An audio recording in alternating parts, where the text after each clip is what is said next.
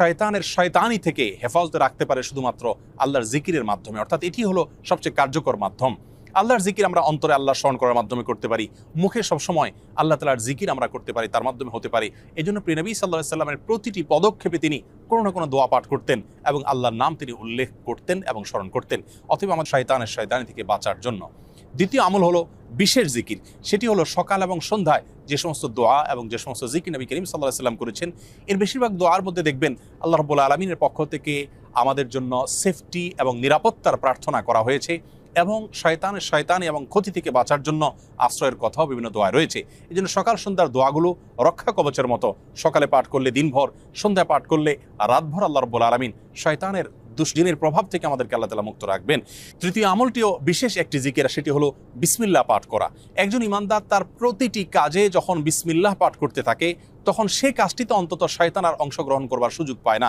এই জন্য নবী সাল্লাল্লাহু আলাইহি সাল্লাম বলেছেন, কেউ যখন খেতে বসে শুরুতে বিসমিল্লাহ বলে খাবার গ্রহণ করা শুরু করে, তখন তার সাথে ইবলিস অংশগ্রহণ করতে পারে না।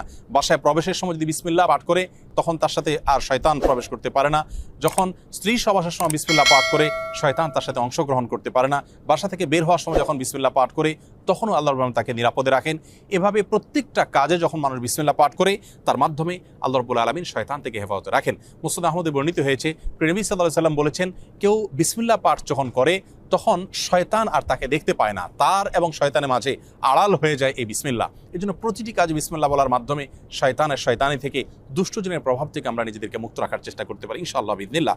4 নম্বর আমলটিও বিশেষ জিকিরের আমল, সেটি হলো আউযু বিল্লাহি মিনাশ শাইতানির রাজিম পড়া। আল্লাহ বলেছেন, ইম্মা ইয়ানজাগিন্নাকা, যখন তোমার উপরে প্রভাব বিস্তার করবে, তোমাকে খোঁচা দিবে, তোমাকে আঘাত করবে, আক্রমণ করবে, তখন আল্লাহর কাছে আশ্রয় চাইবে বিতাড়িত শয়তান থেকে, অর্থাৎ আউযু বিল্লাহি মিনাশ শাইতানির রাজিম এটি পাঠ করবে কোরআন কারীমের তেলাওয়াতের সময়। এই জন্য আমাদেরকে আউযু বিল্লাহ পাঠ করতে বলা হয়েছে, যাতে করে কোরআন পাঠ করতে গিয়ে শয়তান আমাদের মাঝে কোনো প্রকার বিভ্রান্তি সৃষ্টি না করতে পারে, ডিস্টার্ব না করতে পারে। কোনো মানুষ যখন রাগান্বিত হয়ে পড়ে শয়তানের প্ররোচনা দ্বারা, এবং শয়তানের প্ররোচনা দ্বারাই তার রাগ নিয়ন্ত্রণের বাইরে গিয়ে ক্ষতিগ্রস্ত হয়ে যায়। এই জন্য রাগের সময়ও আল্লাহ নবী সাল্লাল্লাহু আলাইহি ওয়াসাল্লাম আমাদেরকে আউযু বিল্লাহ পাঠ করতে শিক্ষা দিয়েছেন।